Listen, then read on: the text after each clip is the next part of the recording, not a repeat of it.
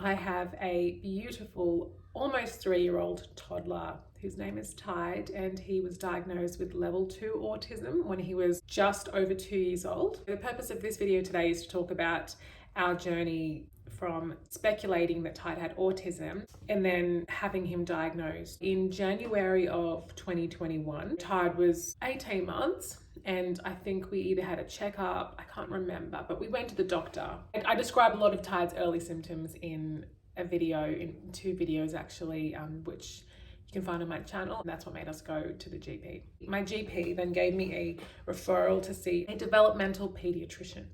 So we booked in with the developmental paediatrician. That was about a month wait. And I remember sitting in the waiting room. Tide was 18 months at the time, and there was a little boy about the same age as Tide now, so he looked almost 3. He was very obviously autistic, and I thought, I don't know, it was just kind of this moment where I could kind of see my future with Tide, and I just knew that Tide was autistic and that would be future Tide. And it was just this sort of moment of realization. But anyway, I digress. We saw the developmental pediatrician.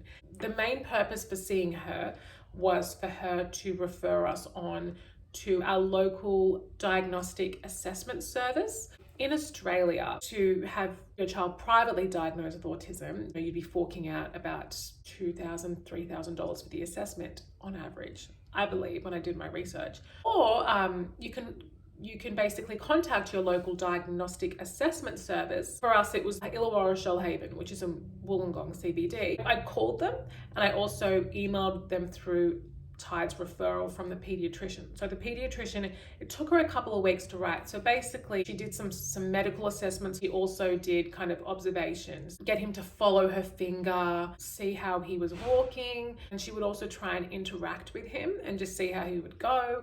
That assessment took about half an hour in her office. And then she just asked me a ton of questions. It's kind of exhausting because, just answering the same questions over and over and over again. What I had been doing across the whole journey is I would write down all of Tide's symptoms and everything on a piece of paper. So just in case someone asked me and I was kind of overwhelmed or tired, because it's quite overwhelming, and then I just have a mental blank. The appointment went well. I mean, it was quite non-eventful. She didn't give us an outcome. About 2 weeks after the appointment with our developmental pediatrician, we received the letter by email from her. The letter is comprised of answers to the questions that she asked me about Tide. This letter was essentially key for us getting into that diagnostic assessment service. Only a small paragraph was things that she'd observed. So what a parent tells health professionals and doctors about their child is so important and so key to diagnosis. And I was told this: be as specific as possible when describing your child's autistic behaviors. If you want to get an accurate diagnosis, if you downplay your child's symptoms, you could potentially get a false diagnosis and then have to repeat the whole process in about a year, which I have spoken to people who've had to do that. Answer the questions about your child as if it was the most challenging day for them. Don't feel ashamed about your child's symptoms. My child he's beautiful. He's just different. That's the way that he is. And in order to get him the care and the help and the understanding, the empathy that he needs, I need to have that correct diagnosis. After we received that letter, that golden letter from the developmental pediatrician, I then contacted my local diagnostic assessment team and I said, I can't remember exactly what I said, but I said they've either sent you the letter or do you want me to send it to you? Anyway, they got the letter either way. And then they sent me this lovely looking ABAS3 adaptive behavior assessment system. The questions that we were asked fell into the following categories: communication, community use, pre-academics, home living, health and safety, leisure, self-care, self-direction, social, motor. Example of questions for motor is lifts head to look around. There are so many questions, like 10 pages of, there's 26 questions per page. So you do the math. That's like 300 questions. Doing this questionnaire makes you feel like your child is behind and you want the best for your child, So anyway, that's how I felt. So I submitted that questionnaire to the diagnostic assessment service. They booked us in for the assessment. The first stage of the assessment was a video consultation with us. They briefly saw Tide.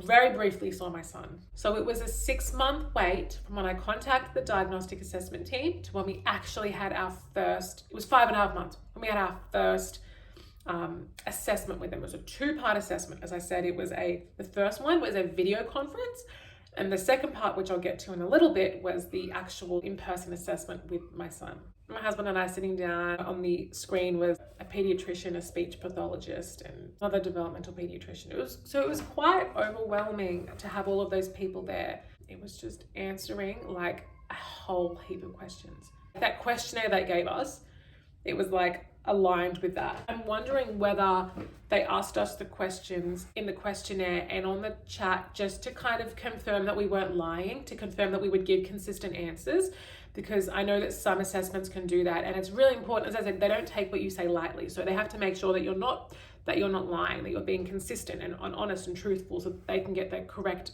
life diagnosis for your child. So it was very long. It was probably an hour. So many questions. I don't even remember.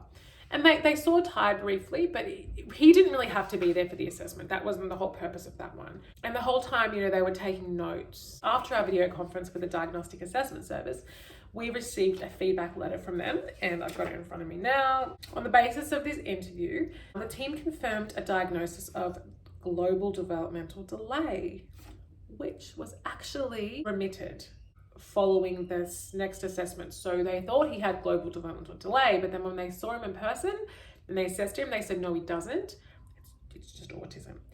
But obviously they can't, I think they gave us that diagnosis as like an interim diagnosis so that we would be able to get the ball rolling with NDIS. In Australia, we have this program called the NDIS. It's this wonderful program where you get funding for services. You get to access free services, basically free speech, free OT, free therapy for a child who has a diagnosis. And the amount of money that you get per year is dependent on the child's diagnosis. They advised us to contact our local LifeStart worker. LifeStart are the organisation which help to facilitate the NDIS and funding in New South Wales, where I live. They suggested having bloods done for their research purposes to see if there's a genetic link. My GP said it wasn't necessary. She said it would be traumatic for him, so we just didn't do that. Because whenever a child is non-responsive to their name, when a child's not talking, they always recommend testing the hearing first. It was fine. There's nothing wrong with his hearing. The last follow-up on the report was that our paediatrician or preschool would need to refer him to the early intervention unit, which is the EIU, locally for the year prior to school entry. So Tide was 2 at this point, so I wasn't thinking about that. So that's something that I've noted for when the year before he starts school, that he needs to have access with the early intervention unit. So 1 month later, another month of waiting, we were very fortunate to get into the clinic, and I was so happy to receive this phone call. We got into the clinic for Ty's face-to-face assessment, face-to-face diagnostic assessment. I'm gonna make another video about this because there's a lot to talk about in this assessment. I look forward to sharing more of my journey with you, and thank you so much for watching.